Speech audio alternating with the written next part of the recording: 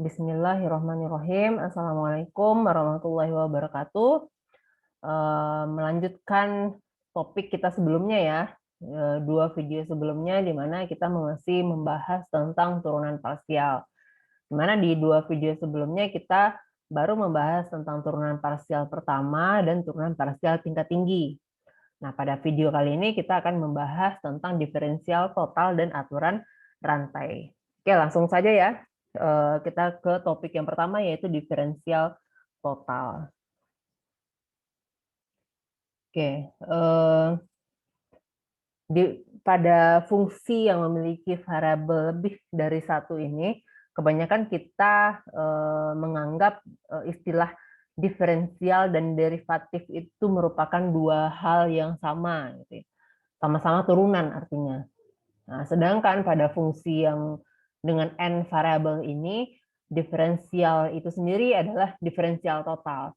Di mana sebenarnya maksudnya adalah kita mendiferensialkan si fungsi itu terhadap ke masing-masing variabelnya, kemudian kita jumlahkan. Itu disebut sebagai diferensial total pada fungsi yang memiliki n variabel. Untuk lebih jelasnya kita bahas definisinya terlebih dahulu ya. Nah, di sini didefinisikan untuk yang fungsi yang memiliki dua variabel bebas. Di mana fungsinya itu adalah fungsi z sama dengan fx, y, maka diferensial total dari z itu didefinisikan seperti ini.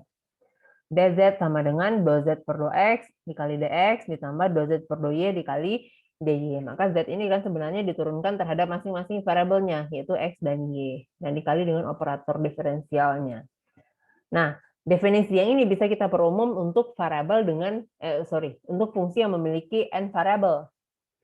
Bagaimana yang fungsi memiliki n variabel? Nih, misalkan z-nya adalah fx1, x2 sampai xn, berarti kan ada n variabel ya. Maka diferensial total dari z itu adalah ini. dz sama dengan dou z per dou x1 dikali dx1 tambah dou z per dou x2 dikali dx2 dan seterusnya sampai variabel ke n-nya. Ya, dia ke semua didiferensialkan terhadap masing-masing variabelnya, kemudian dijumlahkan. Untuk lebih jelasnya kita bahas ke contoh. Contoh yang pertama, diberikan di sini suatu fungsi z sama dengan 2x sin y dikurang 3x kuadrat y kuadrat. Yang diminta di sini adalah diferensial totalnya. Nah, bisa kita lihat dari fungsinya ya. Kita di sini hanya memiliki dua variabel bebas, yaitu x dan y. Maka bisa kita gunakan diferensial totalnya, rumusnya itu ya, seperti yang didefinisi tadi, yaitu dz sama dengan dou z per dou x dikali dx ditambah dou z per dou y dikali dy. Oke, jangan lupa ya, pada saat kita menurunkan z terhadap x, berarti yang selain x kita anggap sebagai konstanta. Begitu juga sebaliknya, pada saat kita menurunkan z terhadap y, berarti selain y kita anggap sebagai konstanta. Nah, yang pertama dou z per dou x, berarti kita turunkanlah si z ini terhadap x. Maka untuk yang 2x sin y, berarti yang perlu kita turunkan itu hanya x-nya saja. 2 dan sin y di sini sama-sama perannya sebagai konstanta. Begitu juga untuk yang ini. Yang perlu kita turunkan itu hanya x kuadrat, 3 dan y kuadrat, dia nilainya tetap sama-sama konstanta. Oke, begitu pada saat kita menurunkan z terhadap y, berarti sebaliknya. 2x di sini sebagai konstanta, yang perlu kita turunkan itu adalah sin y. Begitu juga untuk yang ini, 3x kuadrat ini adalah konstanta, tetap dia ya. Yang perlu kita turunkan itu adalah y kuadrat. Oke, maka kita perolehlah hasilnya ini. Ya kan, 2 sin y berarti, karena di sini x-nya berpangkat 1 ya, turunan x itu adalah 1, berarti tinggal dikali dengan konstantanya. Konstantanya adalah 2 dan sin y, 2 kali sin y. Maka diperoleh hasil turunan 2x sin y ini terhadap x itu adalah 2 sin y. Kemudian untuk yang 3x kuadrat y kuadrat terhadap x, berarti kita hanya perlu menurunkan x kuadratnya aja. Ya kan? Turunan x kuadrat itu adalah 2x ya. dikali dengan si konstantanya, yaitu 3, siapa lagi di belakang konstantanya, yaitu Y kuadrat. Y kuadrat. 3 kali 2X dikali Y kuadrat, maka didapatlah 6X Y kuadrat. Itu pada saat kita menurunkannya terhadap variabel X.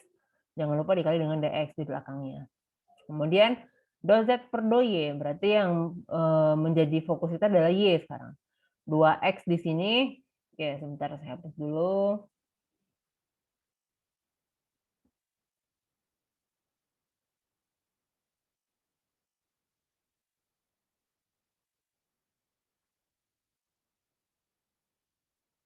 Oke, 2X di sini dia sebagai konstanta, yang perlu kita turunkan adalah sin Y. Turunan sin Y itu adalah cos Y. Dikali dengan konstantanya, maka 2X cos Y.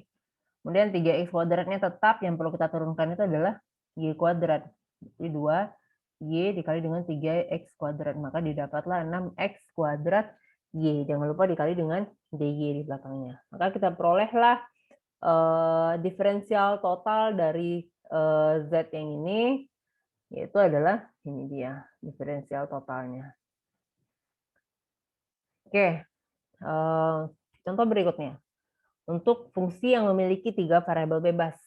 Misalkan di sini W yang memiliki fungsinya itu X kuadrat ditambah Y kuadrat tambah Z kuadrat. Berarti variabelnya ada X, Y, dan Z. Maka diferensial totalnya menjadi ini dia. DW sama dengan DW per DX dikali DX, ditambah DW per DY dikali DY, ditambah DW per DZ dikali DZ. Yang pertama perlu kita lakukan adalah DW per DX, berarti kita turunkan W terhadap X. Berarti yang dua ini turunannya adalah 0. Kenapa? Karena tidak ada X sama sekali di sini, berarti dia konstanta yang berdiri sendiri ya. Yang kita turunkan di sini hanya X kuadrat. X kuadrat turunannya adalah 2X. Oke, maaf tulisannya jelek. Maka kita perolehlah turunan W ini terhadap X itu adalah 2X. Kemudian do W, do Y, berarti turunan W terhadap variabel Y, ya kan? Yang lainnya sebagai konstanta. Nah, yang perlu kita turunkan ke sana adalah Y kuadrat. Turunan Y kuadrat itu adalah 2Y, X kuadrat dan Z kuadrat itu hasilnya adalah 0. Kemudian yang ini do W, do Z, berarti yang dua ini 0 dia ya, 0. Turunan Z kuadrat itu adalah 2Z. Oke, paham lah maksudnya. 2Z. Kita peroleh hasilnya ini. Ini kita peroleh. 2X dx ditambah 2Y dy ditambah 2Z dz. Saya rasa cukup jelas ya kalau untuk diferensial total. Mungkin untuk fungsi yang memiliki n variabel pun mungkin caranya tetap sama seperti ini. Turunkan dia terhadap masing-masing variabelnya, jumlahkan mereka. Jangan lupa dikali dengan si operator turunannya di belakang. Kemudian kita lanjut ke topik kita yang kedua, yaitu aturan rantai pada turunan parsial.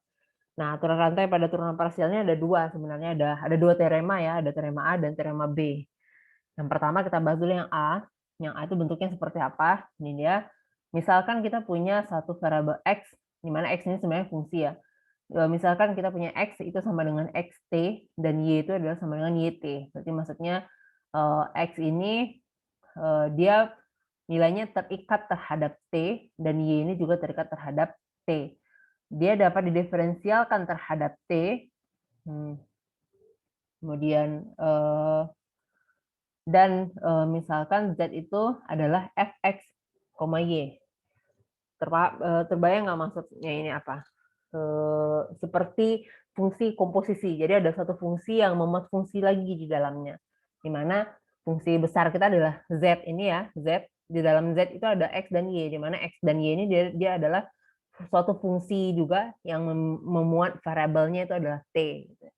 Maka Z di sini dia didefinisikan di sini dapat didiferensialkan terhadap didiferensialkan di xt, yt. Maka ini dia. dz per dt berarti turunan z terhadap t, ya kan? Z-nya itu fungsi paling besar, t itu adalah variabel paling kecilnya, paling dalamnya. dz per dt berarti turunan z terhadap variabel t itu adalah do Z per do X, berarti kita turunkan Z dulu terhadap X, kemudian dikali dx per dt, dikali turunan X terhadap T.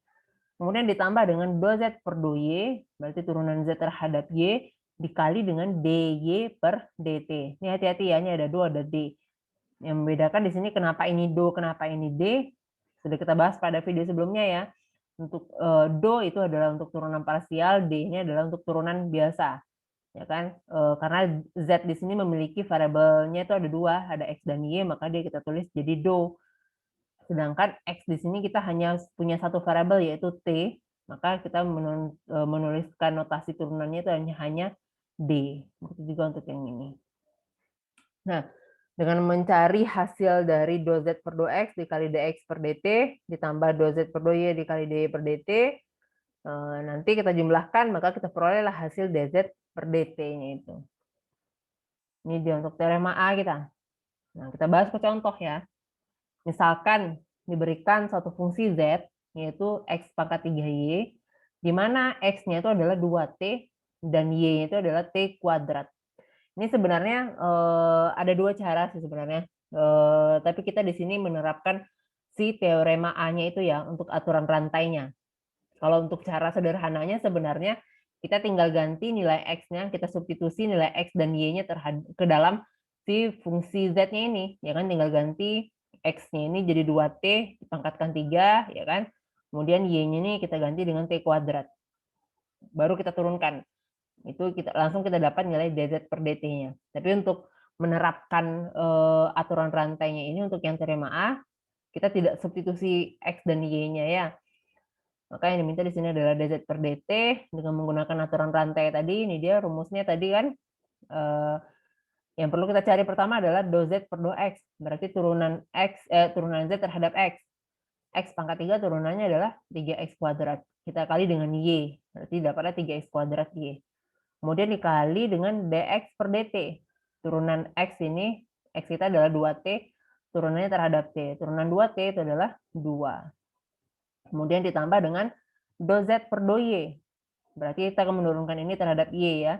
X pangkat 3-nya tetap, y-nya karena berpangkat 1, di sini turunannya adalah 1. 1 dikali x3. Maka do z per do y itu adalah x3. Kemudian dikali dengan dy per dt, turunan y terhadap t. Y kita adalah t kuadrat, turunannya berarti adalah 2t. Maka kita peroleh hasil turunan dz per dt kita, ya kan, dengan z-nya ini, x-nya ini, dan y-nya ini, itu adalah 3x kuadrat y dikali 2 ditambah x pangkat 3 dikali 2t. Di sini, pada saat di sini baru kita substitusi nilai x dan y-nya.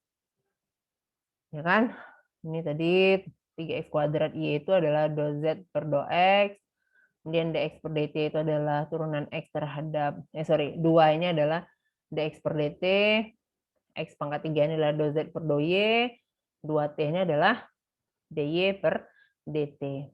Nah, dengan mensubstitusi nilai x-nya sama dengan 2t, nilai y-nya sama dengan t kuadrat, ya kan, x kuadrat ya, x-nya adalah 2t, berarti jadi 2t dikuadratkan. Kemudian y-nya juga y-nya adalah t kuadrat, berarti dikali dengan t kuadrat. 2-nya tetap, x-nya ini ganti 2t pangkatkan 3 dikali dengan 2t. Ini kan substitusi nilainya. Nah, dengan menyelesaikan ini maka kita perolehlah dz per dt-nya adalah 40t pangkat 4. Oke. Ini sebenarnya kalau tanpa menggunakan teorema ya, tanpa menggunakan aturan rantai, bisa sih sebenarnya jadi seperti ini. Pada saat kita substitusi nilai x-nya ke dalam z, ya kan, kita punya z-nya adalah z kita sama dengan x pangkat 3, x pangkat 3 y, ya kan.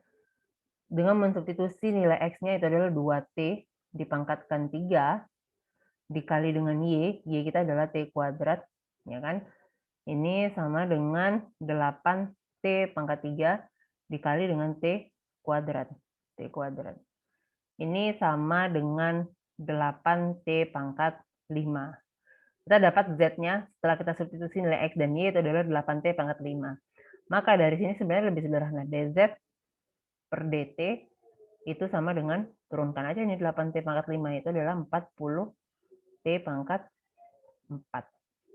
40T pangkat 4. Kita peroleh ini. Walaupun kelihatannya lebih sederhana saat kita mensubstitusikan, tapi kita di sini tujuannya adalah untuk menerapkan aturan rantainya untuk teorema A pada bentuk fungsi yang seperti ini, gitu ya. Oke, untuk contoh yang kedua, untuk kasus aturan rantai ya, di sini ada satu silinder. Ketika sebuah silinder lingkaran tegak yang padat dipanaskan, jari-jari R dan tingginya H akan meningkat, sehingga luas permukaannya juga meningkat. Silinder, terbayang ya, silinder itu maksudnya adalah tabung, di mana tabung di sini kita kalau luas permukaan berarti ada dua buah lingkaran dan satu buah persegi panjang ya. Kan di sini jari-jari lingkarannya ada R, tinggi tabungnya adalah H. Andaikan pada waktu sesaat ketika R-nya sama dengan 10 cm, R awal ya, sebelum dipanaskan R-nya adalah 10 cm dan H-nya adalah 100 cm. Nah, setelah dipanaskan, R-nya itu meningkat 0,2 cm per jam dan H-nya itu meningkat 0,5 cm per jam. Jadi perubahannya ada untuk yang R ada 0,2, untuk yang H-nya untuk tingginya ada 0,5. Yang diminta di sini adalah seberapa cepatkah peningkatan S pada waktu tersebut gitu ya. Berarti perubahan si S-nya terhadap waktu. Seberapa cepat peningkatannya. Nah, ini kalau kita rumuskan maka bentuknya menjadi seperti ini. Yang pertama yang perlu kita ketahui adalah luas permukaan tabung, luas permukaan silinder, yaitu adalah S itu sendiri tadi kan luas permukaan itu sama dengan 2VR kali H dikali tingginya ditambah dengan 2VR kuadrat. Kan? Nah, kemudian dengan menerapkan ini, yang dimintakan adalah perubahan si S terhadap waktu ya, ds per dt, itu berarti sama dengan do S per do R, ya kan, diferensial S terhadap R-nya, kemudian dr per dt, perubahan R-nya terhadap waktu, kemudian ditambah dengan do S per H, berarti perubahan S terhadap H, dikali dengan dh per dt, perubahan H terhadap waktu. Kita punya S-nya ini. Kita punya S-nya ini ya, 2VRH ditambah 2VR kuadrat. Berarti dengan memasukkan ds per dr, berarti turunkanlah S ini terhadap R, kemudian dr per dt. dr per dt berarti perubahan R terhadap T tadi, yaitu 0,2. Kemudian do S per do H, berarti turunkanlah ini terhadap H, sisanya sebagai konstanta dia. Kemudian dikali dengan dH per dt. dH per dt berarti perubahan H-nya, perubahan tingginya terhadap waktunya. Di mana soal sebelumnya tadi perubahannya adalah 0,5. Ya. Setelah kita peroleh, ini dia. Ya kan? 2VH. Kenapa 2VH? Karena R di sini berpangkat 1 ya. Yang dikali dengan konstantanya. Konstantanya itu 2V dikali dengan H. Maka kita peroleh 2VH. Ditambah dengan 4VR. Kita menurunkannya terhadap R ya. Berarti 2V tetap, R kuadrat turunannya adalah 2R dikali dengan 2V, maka dapatlah 4VR. Dikali dengan 0,2. 0,2 ini adalah perubahannya tadi, perubahan R terhadap waktu. Kemudian ditambah dengan do S per do H. Di sini H di sini yang menjadi variabelnya, 2VR ini adalah konstanta, H di sini berpangkat 1, berarti turunannya 1 ya, dikali dengan konstantanya itu adalah 2VR. Kemudian 2VR kuadrat di sini karena tidak ada H sama sekali, berarti dia konstanta yang berdiri sendiri, turunannya adalah 0. Maka kita perolehlah do S per do H-nya adalah 2VR. Dikali dengan perubahan H-nya terhadap waktu, yaitu 0,5, seperti di soalnya tadi. Kita selesaikan ini dengan mensubstitusi nilai R dan H-nya yang di awal tadi ya. H-nya adalah 100, R-nya adalah 10 ya.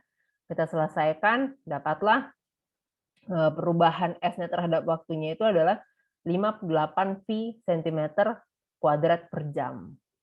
Ini dia. Untuk kasus yang ini ya. Oke, lanjut. Untuk ini sebenarnya untuk memperumum si teorema A tadi. Kalau tadi kan teorema A tadi, kita balik lagi, kita lihat teorema A. Nih, kalau di teorema A kan itu hanya menjelaskan untuk fungsi yang memiliki dua variabel bebas. Nah, yang bisa kita perumum untuk fungsi yang memiliki variabelnya itu lebih dari, variabel itu sebanyak n. Kalau kita perumum, teoremanya menjadi seperti ini dia. Nih, misalkan Z-nya ada sama dengan f x1, x2 sampai xn, dapat didiferensialkan di x1, x1t, x2t sampai xnt, maka dz per dt-nya adalah dou z per dou x1 dikali dx1 per dt, dan seterusnya sampai nanti ini dz dou z per dou xn dikali dxn per dt. Ini dia. Contohnya bagaimana? Nih, untuk yang 3 variabel sebenarnya saya nggak akan kasih contoh untuk yang variabelnya banyak sih sebenarnya. Kita yang penting kita pahami konsepnya seperti apa gitu ya. Kalau kita udah paham, udah mantap di konsepnya, kita bisa untuk soal yang lebih sulit lagi nantinya. Jadi misalkan diberikan suatu fungsi w, di mana w ini nilainya adalah x kuadrat y ditambah y ditambah xz. Berarti ada 3 variabel di sini, ada x, y, dan z. Gimana? X-nya itu adalah cos theta, Y itu adalah sin theta, Z-nya adalah theta kuadrat. Yang diminta di sini adalah dw per d theta. Dengan theta-nya sama dengan pi per 2. Nah, dengan menggunakan teorema aturan rantai tadi, kita punya rumusnya ini. dw per d theta, ya kan? dw per d theta itu sama dengan dou per dou x dikali dengan dx per d theta ditambah dou per dou y dikali dengan dy per d theta tambah dou per dou z dikali dengan dz per d theta. Dengan menyelesaikan ini kita peroleh nilainya ini 2xy tambah z, ini kita peroleh itu adalah dari sini. Yang diminta di sini adalah dou per dou x ya, berarti kita menurunkan w ini terhadap x.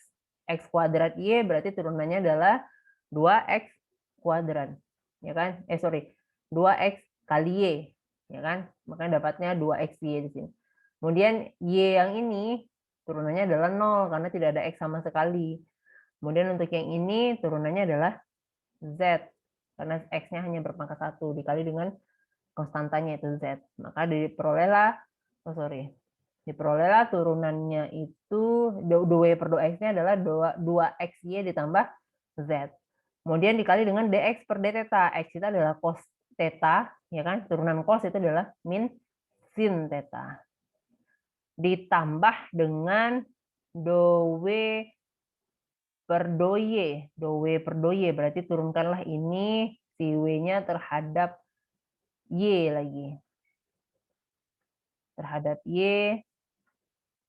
Berarti yang perlu kita lihat di sini untuk yang ini turunannya x kuadrat, di sini dia konstanta, y-nya berpangkat 1, berarti tinggal x kuadrat saja nih. Kemudian y turunannya adalah 1 ditambah, berarti di sini x kuadrat ditambah 1. Untuk yang xz karena tidak ada y sama sekali maka turunannya adalah 0. Berarti turunan dou per dou y itu adalah x kuadrat ditambah 1 dikali dengan dy per d theta, turunan y terhadap theta. Y kita adalah sin theta, turunannya berarti adalah cos theta. Kemudian dou per dou z. Dou per dou z. Yang perlu kita turunkan di sini berarti z ya. Oke, kita hapus ini dulu. Ini.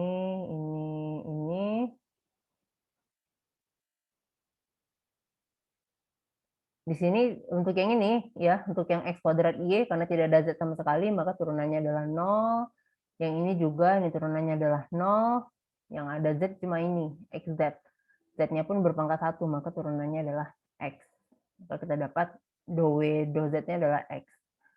Kemudian dz per d theta. Z-nya adalah theta kuadrat, turunannya berarti adalah 2 theta.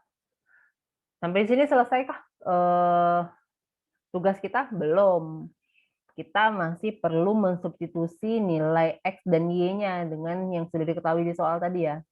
X-nya cos theta, Y-nya sin theta, Z-nya theta kuadrat. Nah, substitusilah nilainya, dapatlah ini. Selesaikan ini, yang diketahui di soal itu tetanya adalah V per 2. Ya kan?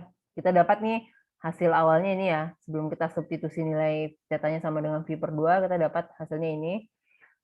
Min 2 cos theta sin kuadrat theta dikurang theta kuadrat sin theta ditambah cos pangkat 3 theta tambah cos theta tambah 2 theta cos theta. Oke, semoga tidak pusing melihatnya. Anggap semacam permainan saja ini ya. Jadi tugas kita berikutnya adalah kita ganti nih semua theta ini dengan nilai V per 2 ini. V per 2 yang ini ya. Kita ganti dengan V per 2. Substitusilah tetanya sama dengan V per 2. Jadi dapatlah dW per d tetanya itu ini.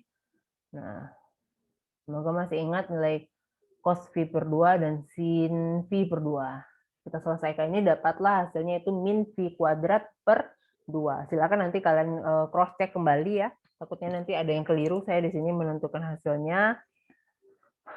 Setelah dapat ini hasilnya adalah min V per 2. Semoga hasilnya benar ini.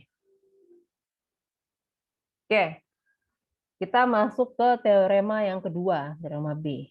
Dimana tadi kalau yang pertama kita punya si variabel terkecilnya itu hanya satu, yaitu hanya T. Kalau di teorema B ini kita punya variabelnya ada dua, ada S dan T.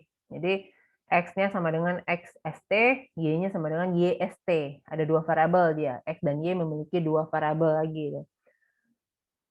Z-nya tetap Fx, Y. Maka do Z per do S, nah di sini berarti kita pakainya do ya. Kalau tadi kan dz per dt. Nah kalau di sini kita pakainya do Z per do S, dan ada lagi nanti do Z per do T. Ada dua. Do Z per do S berarti adalah do Z per do S berarti do Z per do X, berarti turunkan Z terhadap X, dikali dengan turunan X terhadap S, ditambah dengan do Z per do Y, dikali dengan turunan Y terhadap S. Jadi ingat ya, saat kita menurunkan Z-nya terhadap S, berarti semua si variabelnya ini juga diturunkan terhadap S. Do X per do S, do Y per do S. Kemudian do Z per do T, berarti turunkan Z terhadap T. Semua variabelnya juga kita turunkan terhadap T. Jadi do Z per do X dikali do X per do T, tambah do Z per do Y dikali do Y per do T. Ini dia aturan rantai yang kedua. Contohnya bagaimana? Ini dia, misalkan diberikan fungsinya adalah 3x kuadrat dikurang y kuadrat, di mana x-nya adalah 2s tambah 7t, dan y-nya adalah 5st. Yang diminta di sini kedua-duanya, do Z per do S dan do Z per do T. Kita gunakan teorema tadi, do Z per do S terlebih dahulu, diperoleh adalah do Z per do X-nya, berarti kita turunkan Z terhadap X, 3X kuadrat turunannya adalah 6X, min Y kuadrat turunannya adalah 0. Ya kan? Ini dia, turunannya berarti adalah 6X nih. Do X per do S, berarti turunan X-nya terhadap S. Turunan 2S itu adalah 2, turunan 7T terhadap S itu adalah 0. Maka kita peroleh do X per do S-nya itu adalah 2. Ini dia. Kemudian do Z per do Y, berarti turunkanlah Z ini terhadap Y. 3X kuadrat di sini turunannya 0 ya terhadap Y. Min Y kuadrat turunannya adalah min 2Y. Ini dia. Kemudian dikali dengan do Y per do S, turunkanlah Y-nya terhadap S. Berarti di sini turunannya adalah 5T. Ini dia 5T. Substitusi nilai X dan Y-nya, ya kan? Ini kan tadi awalnya 6X, X-nya ganti dengan 2S tambah 7T. Ini 6-nya kali dengan 2, dapatnya 12. 12 dikali ini min 2, Y, 5T. Ya kan? Min 2 dikali 5T itu adalah min 10T. Y-nya ganti dengan 5ST. Ini dia, selesaikan. Dapatlah hasilnya itu 24S ditambah 84 dikurang 50 ST kuadrat. Ini nanti silakan diperiksa kembali ya, takutnya nanti ada yang salah penghitungan saya di sini. Kemudian selanjutnya untuk yang do Z per do T. Cara yang sama tapi kita menurunkannya terhadap T. Ini dia, do Z per do X-nya tetap 6X, do X per do T berarti ininya 0, ininya jadi 7 ya, dikali 7. Kemudian do Z per do Y-nya tetap min 2Y, do Y per do T-nya berarti jadi 5S. Ini dia. Selesaikan substitusi nilai X dan Y-nya, maka kita perolehlah hasil do Z per do X-nya itu do Z per do T-nya adalah 84S tambah 294 T dikurang 50 S kuadrat T. Oke, saya rasa cukup ya, hanya itu yang perlu kita bahas sih untuk diferensial total dan aturan rantai di sini ya. Tadi diferensial total berarti kita menurunkan si fungsi ini terhadap keseluruhan variabelnya, kemudian dijumlahkan. Kemudian untuk aturan rantai ada dua macamnya. Aturan rantai yang pertama, untuk teorema yang pertama itu untuk fungsi yang memuat fungsi yang memuat variabel. Variabel itu sendiri yang berupa fungsi yang memiliki variabel variabelnya hanya satu gitu untuk yang teorema pertama. Untuk teorema yang kedua, variabelnya itu memiliki fungsi yang di dalamnya itu memiliki variabel lebih dari satu. Kalau untuk tadi kita di teorema B kita memiliki variabelnya ada dua, ada S dan T. Semoga paham ya apa yang saya maksud di sini. Kemudian ini ada untuk sebagai latihan bagi kalian. Ini yang pertama ini untuk diferensial total. Tentukan diferensial total untuk yang ketiga ini ya. Z sama dengan X cos Y dikurang Y cos X. Z sama dengan 2X kuadrat Y pangkat 3. W sama dengan X kuadrat YZ kuadrat ditambah sin YZ. Kemudian untuk yang kedua, ini penerapan aturan rantai untuk teorema A. Ya, dz per dt ya, hanya dz per dt di sini yang diminta, di mana Z-nya adalah X ln dari X tambah 2Y, dengan X-nya adalah sin T, Y-nya adalah cos T.